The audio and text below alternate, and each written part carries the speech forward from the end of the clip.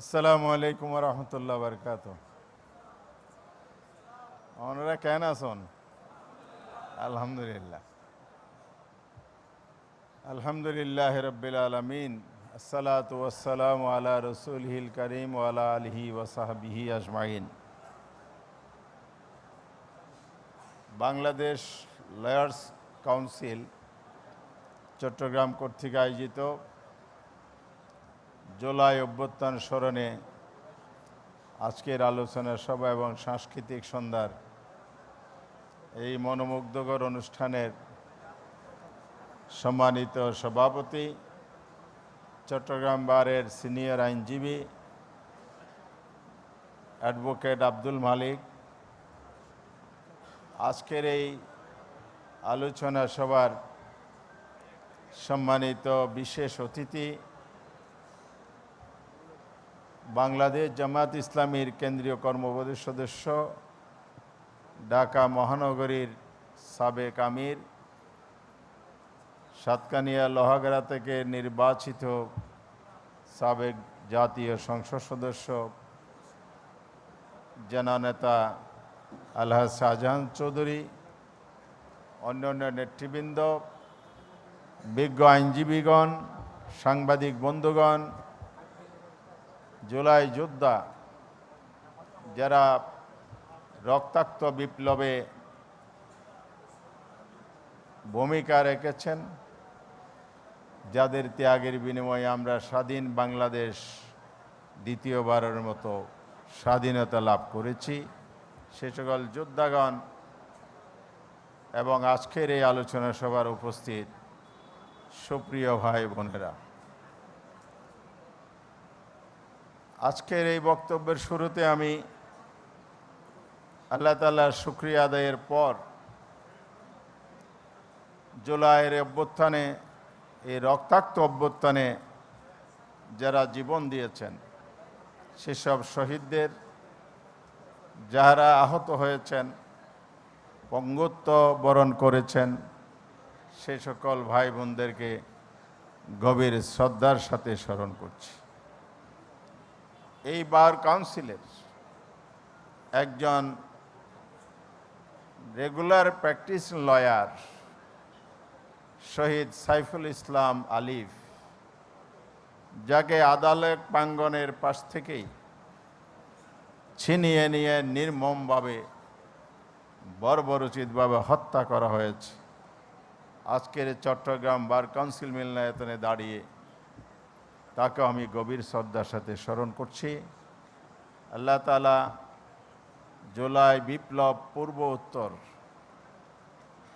বাংলাদেশের গণতান্ত্রিক আন্দোলন সংগ্রামে যারা জীবন দিয়েছেন তাদেরকে সুউচ্চ মর্যাদা দান করুন, আমিন। প্রিয় বন্ধুগণ, জুলাই বিপ্লব আমাদের স্মৃতির একটি বেদনার নাম। জুলাই বিপ্লব আমাদের স্মৃতিতে একটি অনুপ্রেরণার নাম। জুলাই বিপ্লব যে রক্ত ঝরিয়েছে, পৃথিবীর ইতিহাসের খ্যাতনামা বিপ্লবগুলোর মধ্যে একটি ব্যতিক্রম। আমরা যখন সেই বৃদ্ধ থেকে শিশু পর্যন্ত সর্বশ্রেণীর মানুষ, কিন্ডার গার্ডেন থেকে বিশ্ববিদ্যালয় পর্যন্ত সকল বয়সের, ধর্ম, মতের এবং বিভিন্ন সেক্টর এবং পর্যায়ের মানুষের ইনক্লুসিভ পার্টিসিপেশনে এই বিপ্লবকে স্মরণ করি। এখানে যেমনি জীবন দেয়া, রক্ত দেয়া, সন্তান হারানো মায়ের কান্না আছে, সেটা বেদনার হলো। এই বিপ্লবের মাঝে আছে সাহসিকতা, স্যাক্রিফাইসের সর্বোত্তম নজরানা পেশের দৃষ্টান্ত, যে রক্তের মধ্য দিয়ে বাংলাদেশ পুনরায় স্বাধীনতা লাভ করেছে। এই বাংলাদেশ 53 বছরের শাসনকাল কেমন ছিল? স্বাধীনতার পরে দেশ গড়ার যে সুযোগ তৈরি হয়েছিল সেটা আমরা কাজে লাগাতে পারি নাই। গণতন্ত্র পাই নাই, পেয়েছি বাকশাল। আমরা অর্থনৈতিক সমৃদ্ধি পাই নাই, তলাবিহীন জুড়ি। আমরা সততা নৈতিকতা পাই নাই, পেয়েছি দুর্নীতিতে চ্যাম্পিয়ন। প্রতি পদে পদে গণতন্ত্র, মানুষের বাক স্বাধীনতা, উন্নয়নের চাকা ব্যাহত হওয়ার ইতিহাসই হচ্ছে বিগত 53 বছরের বাংলাদেশের ইতিহাস। বাকশাল কায়েমের মধ্য দিয়ে যেমন বাংলাদেশ পথ হারিয়েছিল, স্বৈরতন্ত্রের বিরুদ্ধে সংগ্রাম আন্দোলনের মধ্য দিয়ে সংসদীয় ব্যবস্থা প্রবর্তনের মাধ্যমে 91 সালে জাতি আবার পথের দিশা পেয়েছিল।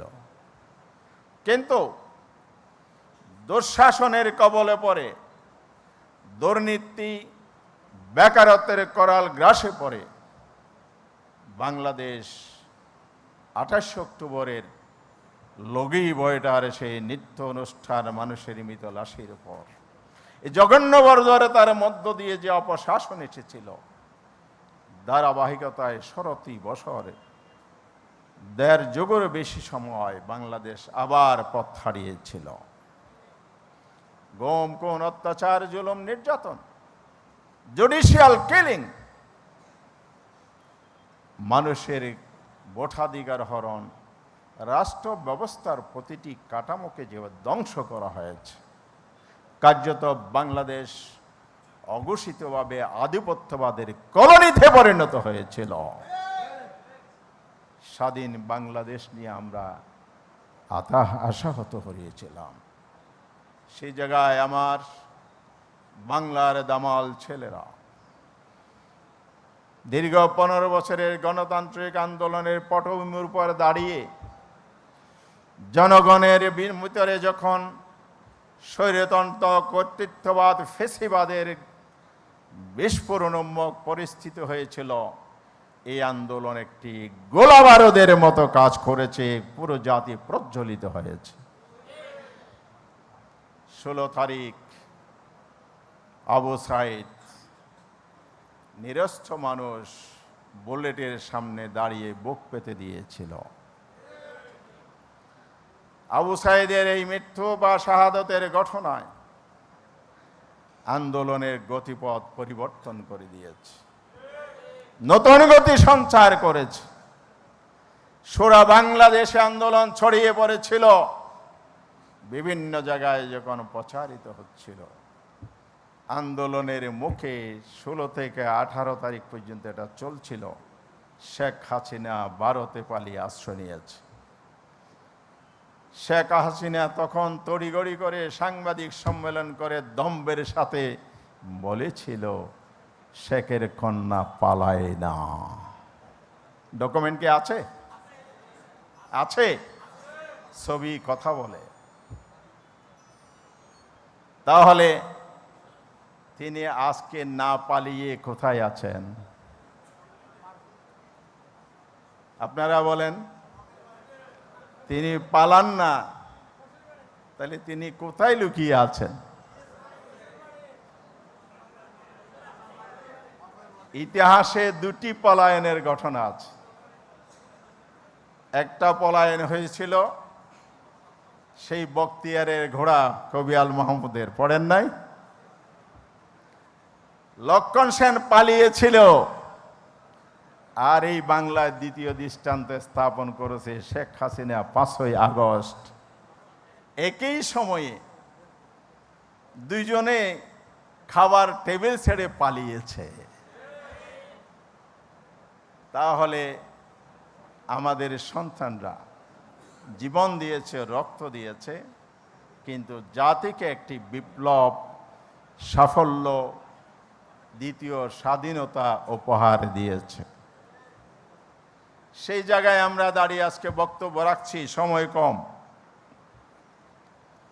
এই জন্য আমি তাদেরকে কৃতিত্ব দিতে চায়, তার চাইতে বড় কৃতিত্ব দিচ্ছি আমরা মহান আল্লাহকে। 5 তারিখ দুপুর 12টা পর্যন্ত কেউ বলতে পারেন নাই যে আসলে হাসিনার পতন হবে কিনা। বলতে পেরেছেন? পারেন নাই।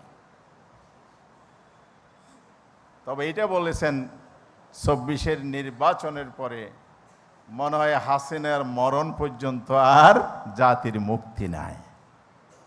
কিন্তু আল্লাহ তাআলা পারেন কিনা? ফাআলুল লিমা ইউরিদ, তিনি যেটা ইচ্ছা করেন সেটা তিনিই মাত্র করতে পারেন। তার নাম কে? তাহলে আল্লাহ তাআলা এই নিয়ামত আমাদেরকে দিয়েছেন। আর আমাদের তরুণরা নেতৃত্বে ছিল, এদেশের সকল শ্রেণীর মানুষ ঝাঁপিয়ে পড়েছিল। দেখলে কি প্রমাণিত হয়েছে? ইতিহাসের বাঁকে বাঁকে, ইতিহাসের বাঁকে বাঁকে সকল সময়ে ব্রিটিশ আমল থেকে আজকের দিন পর্যন্ত বাংলাদেশের জনগণ কখনো ভুল করে নাই। করেছে? যখন জেগে ওঠা উচিত এই জাতি জেগে উঠেছিল এবং তাদের আন্দোলনের মধ্য দিয়ে অধিকার আদায় করেছে প্রতিটি সময়। 69, 52-এর ভাষা আন্দোলন, 90-এর গণ অভ্যুত্থান আর জুলাইয়ের অভ্যুত্থান তার সাক্ষী। 71-এর স্বাধীনতা, সবকিছু মিলেই প্রতিটি সময়ে জাতি জেগে উঠেছে, ঐক্যবদ্ধ হয়েছে, সবল হয়েছে। প্রিয় ভাইরা আমার, দীর্ঘ বক্তৃতা দিতে পারছি না। আজকে আপনাদেরকে সজাগ করতে চাই। জনগণ কেন ঐক্যবদ্ধ হয়েছে, আন্দোলন সংগ্রাম করেছে? যখন তাদের অধিকারের উপর আঘাত করা হয়েছে তখন। আপনারা রক্ত দিয়ে, জীবন দিয়ে, পঙ্গুত্ব বরণ করে আমাদের সন্তানরা, আমাদের যুবক আবার বৃদ্ধ বনিতা সবাই একসাথে ঐক্যবদ্ধ ভূমিকা রেখে জাতির মধ্যে যে প্রত্যাশা এবং আকাঙ্ক্ষা সৃষ্টি করেছে সেটা হচ্ছে আমরা আর বিগত দিনের মতো পাতানো নির্বাচন চাই না। আমরা বিগত দিনের মতো ভোটাধিকার হারাতে চাই না। আমরা বিগত দিনের মতো বিনা প্রতিদ্বন্দ্বিতার সিলেকশনের নির্বাচন চাই না। কি চান আপনারা? আপনারা কি সিলেকশন চান না ইলেকশন চান?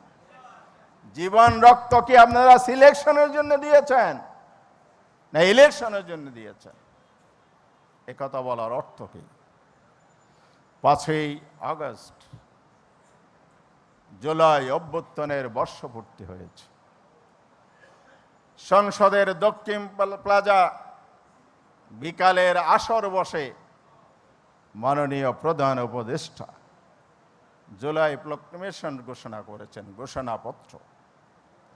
এই ঘোষণাপত্র পুরো জাতিকে হতাশ করেছে। কারণ এই ঘোষণাপত্র প্রতিক্রিয়ায় পরদিন বাংলাদেশের একটি দল শুধু অভিনন্দন জানিয়েছে, আর সকল দল বলেছে একটি ঘোষণাপত্র দিয়েছে এটা ইতিবাচক। তবে এর মধ্যে ওটা নাই, এটা নাই, ওটা নাই, সেটা নাই, মূল বিষয়গুলি এড়িয়ে যাওয়া হয়েছে। জুলাইয়ের ঘোষণাপত্র ব্রিটিশ কলোনি মুক্ত হয়েছে 47 সাল। 47 শব্দটি উল্লেখ নয়। ইতিহাস বিকৃতি কি হয়েছে? হয়েছে কিনা বলেন? 52-এর ভাষা আন্দোলনের উল্লেখ নাই। ইতিহাস কি ঠিক আছে? 69-এর গণ অভ্যুত্থানের উল্লেখ নাই। ইতিহাস কি ঠিক আছে? একজন বলতেছিল, তোমার বাবা যদি না থাকে তুমি কোত্থেকে আসলা, আর তোমার যদি দাদা না থাকে তোমার বাবা কোত্থেকে আসলো? তাহলে ইতিহাসের ধারাবাহিকতা এভাবেই রচিত হবে। সেখানে নাই। এই ঘোষণাপত্রে বাংলাদেশের মানুষ 28 অক্টোবরের যেই বর্বরতা দেখেছে সেটার উল্লেখ নাই। যে 1/11-এর মধ্য দিয়ে বাংলাদেশে ক্রাইসিস তৈরি হয়েছে, তার আগের এই বর্বর ঘটনা ছিল 1/11-এর প্রেক্ষাপট তৈরির মূল কারণ। সেই ঘোষণাপত্রে নেই এবং মিথ্যাচার করা হয়েছে। জাতিসংঘ বলেছে 1400 মানুষকে খুন করা হয়েছে। আর ঘোষণাপত্র খোলেন, আপনাদের মোবাইলে চার্জ দিলে আসবে, 1000কে হত্যা করা হয়েছে। আপনারা কি এটা মানবেন? কোনটা মানবেন? ডক্টর ইউনূস সাহেব যেটা বলেছে 1000 মানুষ খুন করা হয়েছে, আর জাতিসংঘ যখন তার তথ্য পদ্ধতি দিয়ে রিপোর্ট করে 1400-র অধিক লোক হত্যা করা হয়েছে, তাহলে আমার বাংলাদেশের ইতিহাস বিকৃতি যারা করেছিল তারা আজ কোথায়? তারা ইতিহাসের আস্থা করে নিক্ষিপ্ত হয়েছে। আমাদের প্রজন্ম টু প্রজন্ম মিথ্যা শেখানো হয়েছে, তাহলে জুলাই ঘোষণাপত্রকে আবার মিথ্যা ইতিহাস শেখানো হবে যদি এটা হয়। এই জন্য আমরা বলেছি এই ঘোষণাপত্রের যে অপূর্ণাঙ্গতা আছে এটাকে পূর্ণতার লোভ দান করুন। পূর্ণতারূপ যদি আপনি না দেন, তাহলে আমরা মনে করব এই ঘোষণাপত্রের মাঝে জনাকাঙ্ক্ষার প্রতিফলন হয় নাই, শহীদের রক্তের সাথে বিশ্বাসঘাত করা হয়েছে। জামায়াত ইসলামের পক্ষ থেকে আমরা পরদিনই বলেছি প্রতিক্রিয়া, এটা ইনকমপ্লিট ঘোষণাপত্র, অনেকগুলো ইম্পর্টেন্ট বিষয় নেই। সেকেন্ড কথা, এই সরকার ক্ষমতায় এসে দায়িত্ব গ্রহণের পরপরই তারা বলেছিল আমাদের 3টি কাজ। কয়টি কাজ? 3টি কাজ। মুখস্থ নাই আপনাদের? আছে? প্রতিদিন তো তারা বলেছে।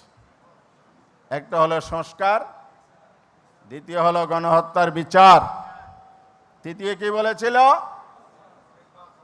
ইতিহাসের সেরা নির্বাচন। ভাইরা আমার, বিশেষণ ছাড়া বলবেন না, ওনারা যা বলেছেন সেটাই বলেন, ইতিহাসের সেরা নির্বাচন। তিনি ইলেকশন কমিশনেও একটা চিঠি দিয়েছেন, সেখানে শব্দের চমৎকার ফুলঝুরি আছে। কারো পণ্ডিত বিশ্ববিদ্যালয়ের শিক্ষক ছিলেন, আমারও শিক্ষক ছিলেন, চট্টগ্রাম বিশ্ববিদ্যালয়ের শিক্ষক ছিলেন। শান্তিপূর্ণ, সুষ্ঠু, অবাধ এবং উৎসবমুখর একটি নির্বাচন করার জন্য ইলেকশন কমিশনকে বলেছে। আমরা স্পষ্ট বলতে চাই, সংস্কার ছাড়া নির্বাচন কি শান্তিপূর্ণ হবে? সুষ্ঠু হবে? গ্রহণযোগ্য হবে? হবে না। আপনারা কথা দিয়েছেন জাতিকে, সুষ্ঠু নির্বাচনের জন্য এই 3টি জিনিস লাগবে। নাম্বার 1 সংস্কার, 2 নম্বর গণহত্যা, 3 নম্বর হলো নির্বাচনের উপযুক্ত পরিবেশ। 3টির কোনোটাই বাংলাদেশে বিদ্যমান আছে? নাই। কেন নাই? 2 মাস ওনারা সংস্কার করেছেন 2 পর্বে। প্রত্যেকটি সংস্কারে মিটিং আমি ছিলাম। 166-র মধ্যে 65টা। আরেকজন মেম্বার ইন্টারনালি বলেছেন আমাকে 85টা। প্রথম পর্বে ঐক্যমত হয়েছে, বাংলাদেশের 33টি রাজনৈতিক দল ছিল। দ্বিতীয় পর্বে সংস্কারের আয়োজন হয়েছে, ওই 85 বা 65টা ছাড়া মেজর মৌলিক সংস্কারের জায়গায় 19টিতে ঐক্যমতে পৌঁছেছি আমরা। তবে একটি দল 60টি মৌলিক জায়গায় নোট অফ ডিসেন্ট দিয়েছে। 19টার মধ্যে যদি 60টি বাদ দেন, কয়টা থাকে? 12। আমি একটু অঙ্কে দুর্বল, আমরা একটু আমাকে সাহায্য করেন। 19টার মধ্যে যদি আপনি 60টা ডিসেন্ট দেন, তাহলে সেখানেও 12টা আছে। শেষ দিন আমরা বলেছি যেগুলো ঐক্যমত হয়েছে সেগুলো যেন আইনি কাঠামোয় আনা হয় এবং আইনি ভিত্তি রচনা করে তা দ্রুত বাস্তবায়ন করে নির্বাচনে যাওয়া হয়। কিন্তু একটি দল বলল না, এটা জেন্টলম্যান এগ্রিমেন্ট হিসেবে থাকবে, পরবর্তী নির্বাচিত পার্লামেন্টে এটা আইনি ভিত্তি দেবে। ভাইরা আমার, আইনি ভিত্তিকে চান? আইনি ভিত্তি চান না? চান? কয়জন চান না? কেউ হাত তুলে না। বুঝেছেন না? না বুঝে বলতেছেন। হাত তো কেউ তুলতেছেন না। 90-এর গণ অভ্যুত্থানে 3 জোটের রূপরেখা মনে আছে? নির্বাচন অনুষ্ঠান ছাড়া আরো অপর যে সংস্কার ছিল কোনোটাই বাস্তবায়ন হয়েছে? ক্ষমতায় কারা ছিল? যারা ছিল তারাই আবার এই কথা বলছে। আমরা স্পষ্ট বলতে চাই, নির্বাচনের আগে আইনি প্রক্রিয়ায় আনুন, তারপরে নির্বাচন হবে, সে নির্বাচনে আমরা সবাই যাব। কথা শেষ করব। তাহলে কি দাঁড়ালো? সংস্কার ছাড়া নির্বাচন সুষ্ঠু হবে না। এই সরকারকেই বাস্তবায়ন করতে হবে আইনি প্রক্রিয়ায় রূপ দিয়ে, আর পিআর পদ্ধতিতে নির্বাচন হতে হবে। কালো টাকার সন্ত্রাস, লেভেল প্লেইং ফিল্ড, প্রশাসনের নিরপেক্ষতা সব কিছু নিশ্চিত করতে হলে অবশ্যই ডেমোক্রেটিক ওয়ার্ল্ডে যেভাবে পিআর পদ্ধতি নির্বাচন হয় সে পদ্ধতি নির্বাচন আনতে হবে। তাই আসুন, আমি যে কথা বলে শেষ করতে চাচ্ছি, ফ্যাসিবাদ বিরোধী যে ঐক্য, সে ঐক্যকে সুদৃঢ় রেখে প্রয়োজনে সুষ্ঠু নির্বাচনের জন্য রাজপথে নামতে হবে। আমরা অলরেডি আন্দোলন শুরু করেছি রাজপথে। চট্টগ্রাম বীর চট্টলার সংগ্রামী ইতিহাস সামনে রেখে আপনারা ঐক্যবদ্ধভাবে রাজপথে নামুন এবং আমাদের এই ভোটাধিকার আপনারা আদায় করুন।